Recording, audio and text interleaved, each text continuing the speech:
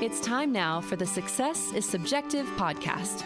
Here is your host and therapeutic consultant for young adults only, Joanna Lilley.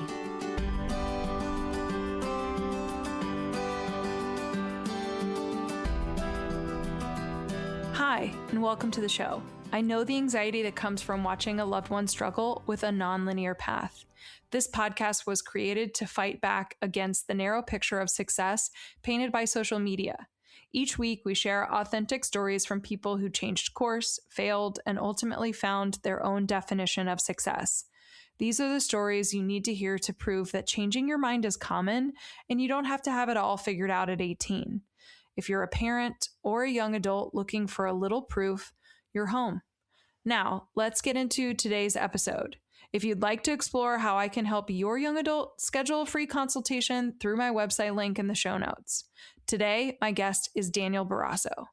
Daniel is the co-owner and executive director of Pivot Transitional Living and Attune Health and Wellness in Tucson, Arizona.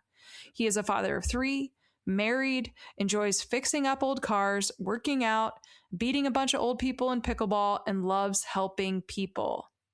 Daniel is probably one of the most excited or excitable people I know. He's just bubbly and always, he's always happy. He's there. So I was personally really excited to finally wrangle him into being a guest on the podcast. And Danny, when you're hearing this, just know I am forever grateful for you showing up and sharing your story. So let's not wait any longer. Here's Danny. All right, Daniel, thanks for being on the podcast. I'm excited to finally have you. Yay. Right before we were getting started, you were saying that this was the most stressed you've been about making an appointment. I think that's partly because the last time we had to reschedule. We did. Unintended. Which we'll probably get to some point, my struggles with executive functioning somewhere in the conversation. But when I went to look up the instructions for this meeting, I typed in your name, my email. You have been trying to get me on this podcast for 5 years. And that's how my crazy, chaotic, disorganized life is. I'm a very good professional at work, but doing things like this and getting it scheduled turned out to be more difficult. So I had 9 reminders to remind me to show up to the session today. I didn't sleep last night. To make sure I didn't miss it. So I'm here. I'm excited. It only took 5 years. Yeah, exactly. All right. Well, we know for anybody that's listening, you can tell probably right out of the gate that this conversation is probably going to be filled with laughter and jokes, all the things. But let's start from the beginning so we can get to the laughter. Why don't you actually tell the listeners, where did you grow up and what was the messaging that you were getting from not just your family, but also the community in which your upbringing existed about what you're supposed to do after high school? Great question. So I grew up in Tucson, Arizona.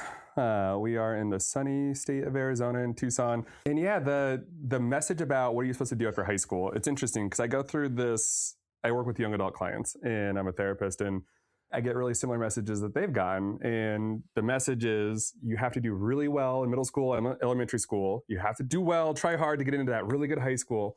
Go to high school, got to do really good in that high school, get good grades so you can go into a good college. Get into a good college, work hard, get good grades, do good grades so you can go to grad school. Go to grad school, get good grades so you can get that good job. Get the good job so you can get married, you can buy a house, you can have kids, and you can be happy. And so that's kind of and my parents never told me that. My dad's a therapist. It was an amazing man, but that's the societal pressure and the community pressure and just in general that I felt. And I, for one, did not fit in the educational boxes. As I'm sure in the next 30 minutes, you'll find out I have ADHD and high energy and my intelligence was always in the top 1%, but my sit down and do the work was not there. And especially if I was bored or not challenged. And so having that pressure for what is success after high school, kindergarten onwards, you're working towards this path. And then all of a sudden you realize you don't fit on that typical path or fit in that typical educational box. But that's the message I got about success and what you're supposed to do after high school. Yeah. Well, and let's just dive right into that. So obviously you're naming it. Hey, ADHD has been my life, right? That's a big part of my identity. And it's required me to learn differently and figure out life differently. So how did that impact you and what ended up playing out after high school? Yeah, it impacted me a lot early on. I had a grandma that was, really religious and wanted us to go to like a private Catholic school. And so I went to this private Catholic school. So ADHD, I'd say, was a negative impact to me there. It was a very rigid, structured box that I certainly did not fit into. And, the parent-teacher conferences, my parents always would joke, they'd start out the exact same way. Danny's really nice, really kind, really sweet, but he won't stop talking. He's dancing on top of his desk. He's passing notes, and he won't do the readings. He doesn't like math. And there's always that but that followed it. And so that was a big part of my identity, that I didn't fit into that box. I didn't have the support in school at that time. They didn't know how to work with me or to harness or to challenge or to look at it. And then, fast forward to high school, I also had this kind of approach to school that was like, why would I do this school? Like, why would I do algebra? I don't like math. I'm not going to use math. None of my future career path is going to be math. So I was really against doing things just to do it. And that was really hard. And there is an element of life that you have to do things you don't want to do. And I just, when it came to school, I just couldn't focus on that. Then I'd say I graduated high school early. I was young for my age. I graduated at 17, moved out, or I was looking to get a job for summer because I was a broke, kid living on his own for the first time and eating quesadillas for 3 meals a day because I had no money. And I called my father, who I said is a therapist, and I said, hey, do you guys have any like summer jobs going? And he's like, yeah, we have like life coaching positions. You got to interview for it and you can come and interview as a life coach. And I sat down with this kid on my first day there and I asked him, I was like, hey, what brought you here to this treatment center? And he told me his life story. And his happened to be a really traumatic story, that this kid was resilient and survived and came out and had such a beautiful perspective on it. And I'm still close to that kid today, 19 years later. I just saw him 2 months ago. But that one conversation, gave me this spark, this like passion and love for this field. And so I called my dad on the way home. I was like, all right, I'm going to switch career paths, because I was going to school to be a teacher. I originally was going to be a teacher. I had some instrumental teachers in my life, and I also had some really detrimental teachers in my life. And so I wanted to be that teacher that was a good person for someone that didn't fit in the box like I didn't. But I wanted to switch to psychology. And, as in regards to ADHD, so I was an enrolling freshman to the University of Arizona, and I switched my major to psychology. And I'll tell you, like, that whole not wanting to do school because I didn't see a purpose in it, now all of a sudden I had a purpose. And school became easy because I wanted to do it. I wanted to show up. I wanted to go to class. I wanted to do the assignments. It was something I was really passionate and interested and excited about. And then all of a sudden ADHD became a superpower. Like, I didn't take medications or any of that kind of stuff for it. And, I was taking 6 classes a week, and I was doing a research assistant position under the psychologist for 16 hours a week. And I was working on the weekends and was able to do all of it because of the ADHD. And I was able to function because I was passionate about something. So I'm always, anyone I meet, especially a younger person, I always try to really encourage them, especially if they don't fit into the educational box and school doesn't come natural or easy. It's like, find something that you're passionate about and a purpose, and it becomes a whole lot easier. Mm. So yeah, that's what I did. And it also helps too, what you just described is that, you're doing that research assistant, you're also working, like, there's a lot of structure that's in your life. Yeah. So like the structure plus the passion allowed you to like lean into the academic side of things. And I love that you said that your ADHD became your superpower, because I think a lot of times, especially with young adults, and you probably experience it too, they show up and the struggles are what's holding them back. Like, oh, I've never enjoyed school. I don't know what I'm interested in. I don't want to consider going back to college. And a lot of it's just like you said, you need to find the spark. So it's kind of cool to hear about how you found your spark, because I don't think I knew that. You didn't? No, yeah, that spark is it's so important. And, the superpower aspect of ADHD, I talk about this in regards to whether it's depression or substance abuse or ADHD. Like, a lot of us are born with parts of our brains that aren't working. For me, the organizational aspect and the impulsivity aspect and these different parts of my brain, I know for a fact certainly are not working. And so you have to create these external parts of our brain that work and, to make up for that deficit. And so the structure you talked about, very important. Like, I never could take online classes. I tried once, and it's like a self-paced online class in college. I'm like, I'm at my house. I'm not going to do this class. Like, and so I always had to do in-person classes. It gave me the structure and the routine, a place to show up. I always had to have more organized people in my life to help, whether it's at work, I have colleagues and coworkers and admins and clinical directors that are far more organized than I am. So they make up for that deficit at home.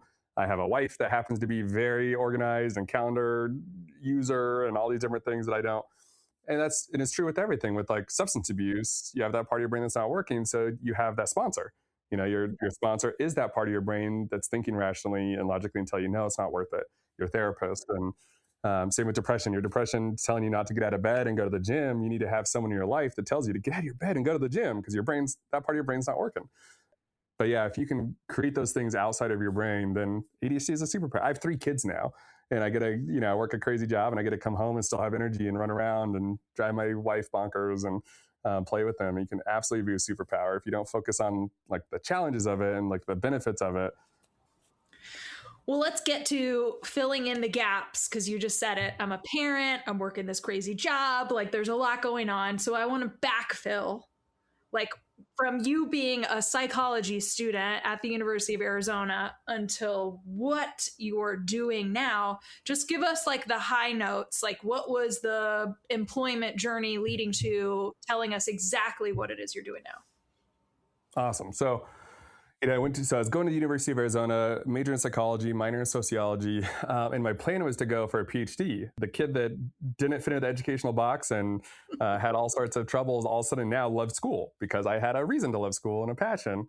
And so I was working under a psychologist. It's funny, his name was actually Dr. Bootson, and he's the father of sleep psychology. And so I worked in this lab overnight monitoring people's brainwaves. It was really creepy. It was in the basement of the psychology building. I'm pretty sure it was haunted. And I would be hearing footsteps down the hall and there's no one out there. But so I had to monitor these people's brainwaves. And then at the same time, I was working as a life coach or behavioral health technician in an adolescent substance use program. And I absolutely loved that. And so, I was going to school to be a PhD. And so I graduated University of Arizona, got straight A's, magna cum laude. Again, the kid that hates school and didn't like school, all because of a passion. I'm going to say that a million times. And then I went to grad school. And when I was in grad school, I started working at an adult psychiatric facility, and I was doing more of like a intake, admissions, outreach. I found out a skill set for that. And I liked that, but it's just to earn income while I was in grad school. So I'm in grad school and I'm working full time, and I'm also in school full time. I was doing my master's program at night. I was getting a master's in social work, and it was a lot. And it was 80-hour weeks. And then I had to do the clinical practicums, which I did at like an adult residential treatment center. I did a clinical internship, and then at a different psychiatric facility, I did an internship. So working full-time, school full-time, and 16 hours a week of internship. It was busy. And so my master's program was 2.5 years, I believe. And after that, that's where I was going to go for my doctorate. And I realized a couple things. One, I just wanted the doctorate so people would call me doctor, which isn't a good reason to go for another additional 6 years of school. Dr. Barrasso just sounded cool, and I always wanted to be a doctor. And so that was one reason. And I was like, okay, let's look at my life professionally. Do I need this doctorate? No. Am I doing it for an ego reason? Maybe, probably. Like, would it help? And like, yeah. And I told you earlier, I have a math deficit. And come to find out, PhDs are all math. And all math, all data entry, all spreadsheets. Some of my least favorite things in the entire world. And so then I was going to go for a PsyD, which is more counseling based, which is nice. Still a lot of research and thesis. But so I was going to do that. And at the time I had met my wife. I had met her in college, and we were dating, and we got married when I was in grad school.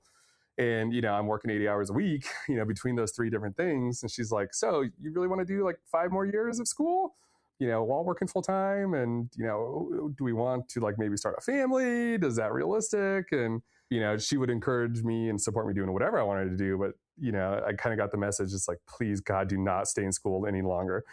And so I didn't. So I got my master's in social work. And so I left grad school and started becoming a therapist. First, I was like a primary therapist with a caseload, working with adolescents. And then I was a primary therapist with young adults, and kind of found like I loved working with adolescents, and then working with the young adults. It's just a different developmental stage they're in. And I found a love and passion for that. And I was like, okay, this is it. This is the realm clinically that I'm going to do for the rest of my life. So I was a primary therapist for years, and also the program director of the program that I was working in. And so that's the program that I am currently running and working in. And that's where I am today.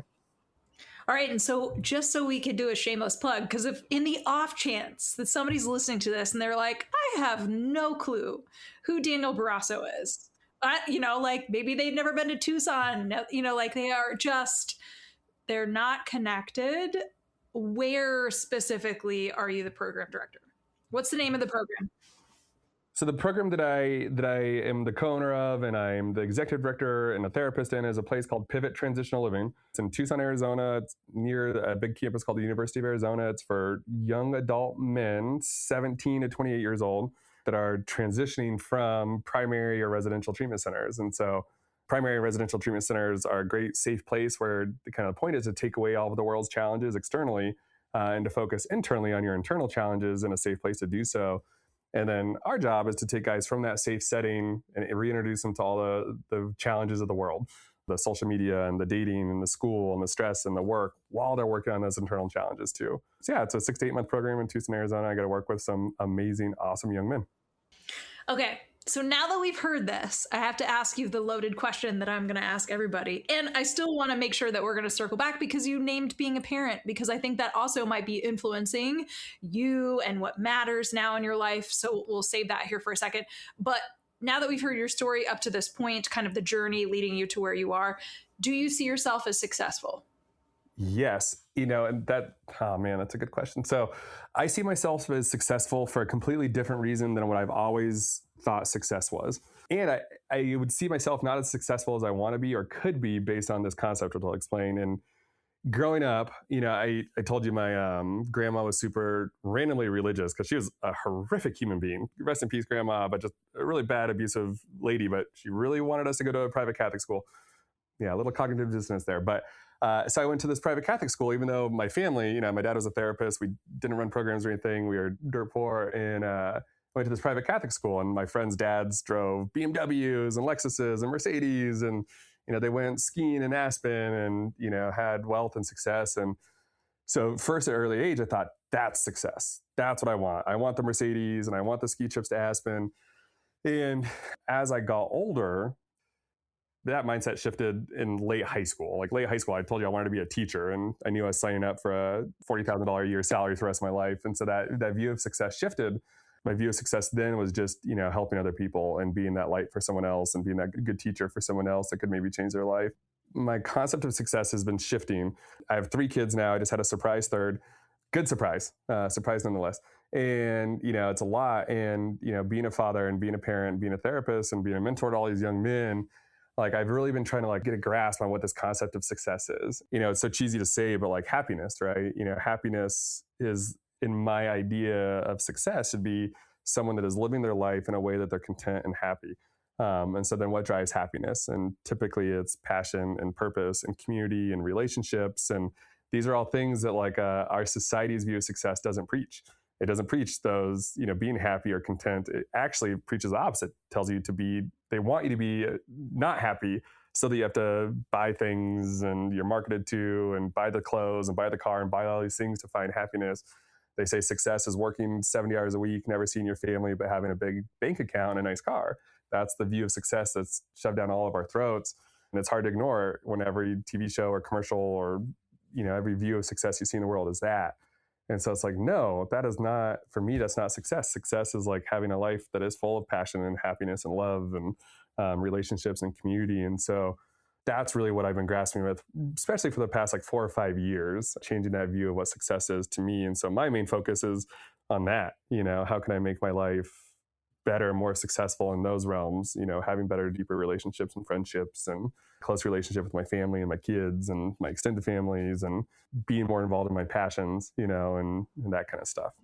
Yeah, less material wealth and more the richness in the relationships. That's what you're identifying as success. Okay. Just happiness. Yeah, being happy and content.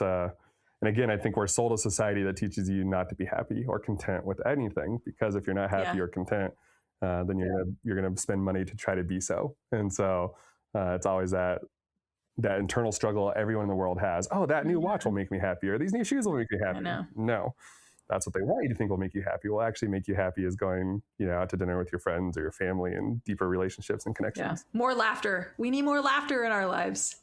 Yes. Yes. Okay. Scientifically proven increase happiness. So let me actually ask you this question. And it's kind of a little bit off script, but I'm just kind of curious as a parent of a surprise 3, right? Mm-hmm. Is there something that has shifted in you? And obviously, this is also a frame of reference. You work with young adults, right? And you and I both share that passion of like, this is this developmental age that I just absolutely don't want to let go of. Like, they're just awesome to work with. Now, having that on one hand for you and the work that you do, and then being a father of 3 growing children in today's day and age, is there anything that are you parenting differently? I mean, that's such a loaded question too, because it's like, this is your first time parenting anyways, but is there anything that you're doing differently in the parenting space that also kind of ties into what you're seeing with the young adults that you work with nowadays? Whew. Yeah. Being a therapist and working with young adults and being a parent is just such a interesting dynamic. Like before I had kids, I was actually terrified to be growing up. I wanted 5, 6, 7 kids. I always loved working with kids, wanted kids. Like I love being a dad. I always have like some people call like a young spirit, other call immature.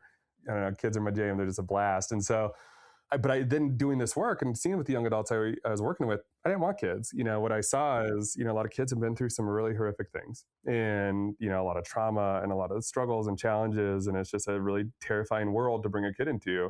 My dad, who's a therapist, sat me down. He's like, Danny, you need kids. Like that is you. You are born to have kids.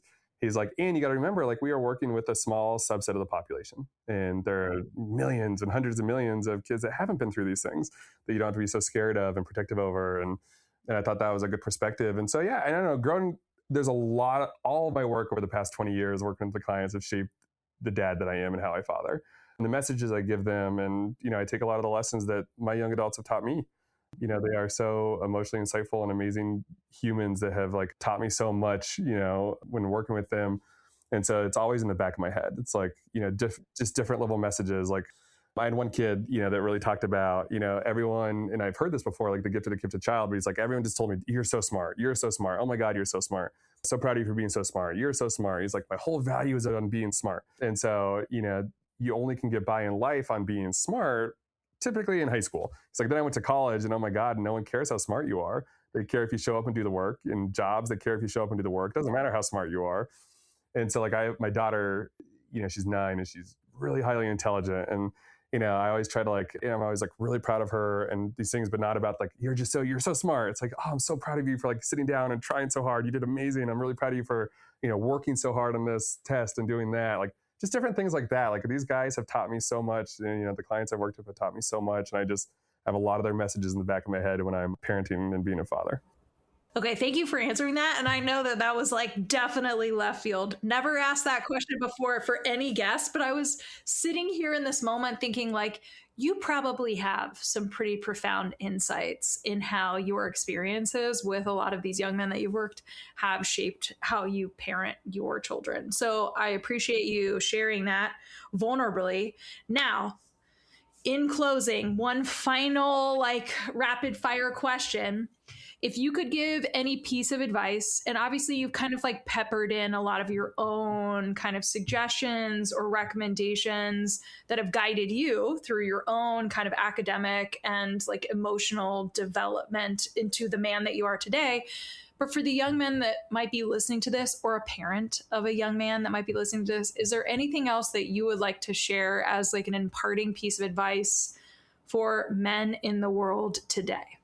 Oh, that's a good question. To do one piece of advice, and I know I've said the P word like 10 times, but find what you're passionate about. Find something that gives you a drive and a reason to wake up in the morning and put your pants on, and something that makes your heart happy, and it gives you a purpose and a passion. I think that is one of the most important things that will help us be successful. And the definition of success can be very different person to person. It doesn't have to be bank accounts or cars. It could be success is what you feel in your head, and content and happy and grateful and connected. And but yeah, find what you're passionate about, what drives you. We get one chance in this life, so if you're doing something that you're bored, makes you bored and miserable, why do it? It's not worth it. Mic drop, just like right there, completely. Yeah, don't live a miserable life if you don't have to. Change your path. Okay, so Daniel, thank you for taking the time to share a little bit of your story. We will make sure that we put all links and contact information in the show notes. So for anybody that's listening and you're like, what the heck, pivot to in Tucson, how do I get connected to Daniel? We'll make sure that we have ways in which you can reach out. Awesome. And just thank you again for showing up today. Well, for finally showing up today. Yes.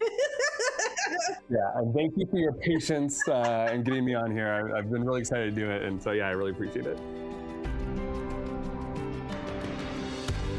That's it for this week's Success is Subjective episode.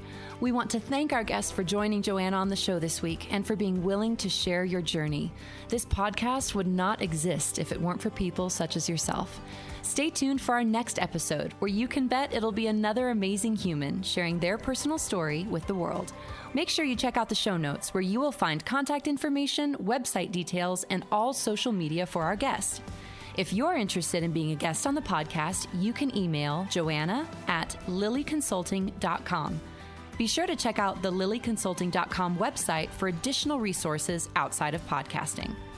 Now, if you're listening to the show on Apple Podcasts, please subscribe. And while you're at it, feel free to leave a review. You can also download to listen to the Success is Subjective podcast on other popular podcast apps, such as Audible, Google Podcast, iHeartRadio, Spotify, Stitcher, and TuneIn Radio. Thanks again for listening in, and remember, there is no single path through life. Success is what you make it.